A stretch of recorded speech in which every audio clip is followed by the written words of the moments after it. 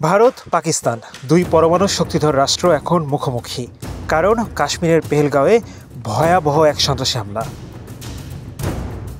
22 April বন্দুকধারীদের বর্বর হামলায় প্রাণ হারান 26 জন। তাই চাপানো হয় পাকিস্তানের ঘাড়ে। নয়াদিল্লির অভিযোগ, হামলাকারীদের অন্তত 2 জন পাকিস্তানি।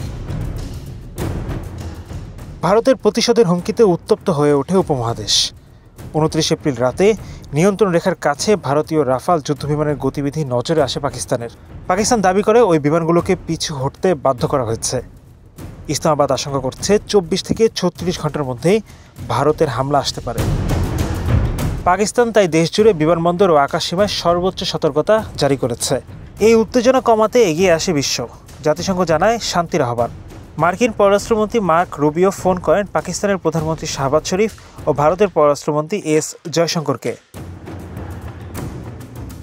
তিনি উভয় পক্ষকে সংযম বজায় রাখার অনুরোধ জানান। পাকিস্তান পররাষ্ট্র দপ্তর জানায়, পেহেলগাঁও হামলার নিন্দা করেছে রুবিও। পাকিস্তানকে আহ্বান জানিয়েছে তদন্তে সহযোগিতার জন্য। ভারতের সঙ্গে সংহতি জানিয়ে আবারও সন্ত্রাসবিরোধী একজোট প্রচেষ্টার প্রতিশ্রুতি দিয়েছেন তিনি। 30 এপ্রিল ইসলামাবাদে মুখ খোলে পাকিস্তান। উপপ্রধানমন্ত্রী ইশাক দার বলেন, পাকিস্তান আগ বাড়িয়ে কিছু করবে না, তবে উস্কানি এলে জবাব হবে ভয়াবহ।